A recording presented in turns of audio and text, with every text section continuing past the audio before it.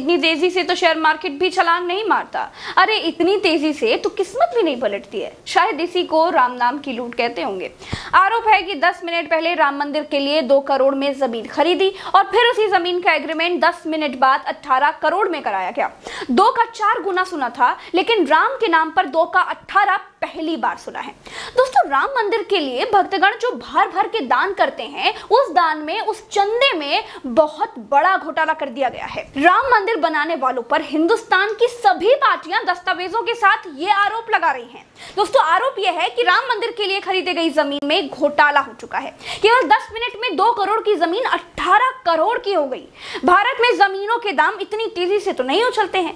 7:10 पे जो जमीन 2 करोड़ में बिकती है, 7:15 पे उसी जमीन को लोगों के चंदे से 18.5 करोड़ रुपए में खरीदा जाता है। ये बड़ा भ्रष्टाचार किया गया राम के नाम पर, आस्था के नाम पर, मर्यादा पुरुषोत्तम भगवान श्री राम के नाम पर। तो भाजपा वालों को इन करोड़ों के घोटाले में कितना हिस्सा मिला है उनको बताना चाहिए। लेकिन राम मंदिर ट्रस्ट की तरफ से एक लेटर जारी किया गया है, जिसमें एकाएक मतलब अचानक जमीन के दामों में उछाल को 2 करोड़ की जमीन का 18 करोड़ होना बताया गया है। वो लेटर आपको आगे दिखाएंगे, लेकिन पहले कथित घोटाले की कहानी आप सुन लीजिए। सपा सरकार में राज्य मंत्री रहे तेज नारायण पांडे ने सबसे पहले आरोप लगाया है कि 18 मार्च 2021 को राम मंदिर के लिए 2 करोड़ में जमीन का बैनामा हुआ और उसी दिन फिर 18.5 करोड़ में एग्रीमेंट हुआ। जिस जमीन को 2 करोड़ में खरीदा गया, उसी जमीन को 10 मिनट बाद 18.5 करोड़ में एग्रीमेंट क्यों किया गया?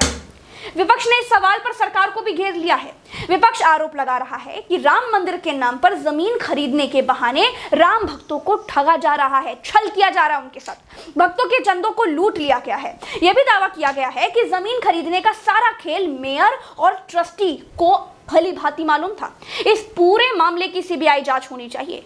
पवन पांडे का दावा है कि 17 करोड़ आरटीजीएस किया गया। किन किन खाते में पेमेंट हुआ, इसकी भी जांच होनी चाहिए। प्रभु श्री राम के नाम पर जमीन खरीद में भ्रष्टाचार हो रहा है। ऐसा कौन सा अचानक मामला आ गया? जमीन कौन सा सोना देने लगी? ऐसी क्या इमरजेंसी आ गई कि 2 करोड़ की जमीन को 5-7 मिनट बाद 18.5 करोड़ रुपए में खरीदा गया? और ट्रस्टी साहब दोबारा उसके गवाही हैं, मेयर ऋषिकेश उपाध्याय उसके गवाही है, और इसका सब डॉक्यूमेंट्री प्रूफ मेरे पास है। 1.208 हेक्टेयर जमीन का बैनामा और एग्रीमेंट हुआ। बाबा हरिदास ने सुल्तान अंसारी और रवि मोहन तिवारी को बेचा और उसी को ट्रस्ट ने खरीदा। ट्रस्ट उसकी जांच करेगा और जो दोषी होंगे उनके खिलाफ कार्रवाई होगी। और रामलला का भव्य मंदिर निर्माण का काम चल रहा है, भव्य मंदिर का निर्माण का कार्य होगा। 10 मिनट में जमीन की कीमत 16 करोड़ बढ़ गई। चंदे के पैसे में चोरी हुई है।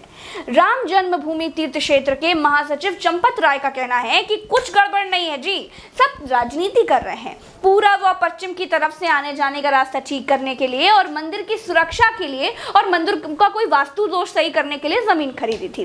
जमीन का रेट खुले बाजार की कीमत से बहुत कम है। लोग राजनीतिक दुश्मनियों के चलते भ्रम फैला रहे हैं। श्री राम जन्मभूमि ट्रस्ट ने एक अजीबोगरीब सफाई दी है।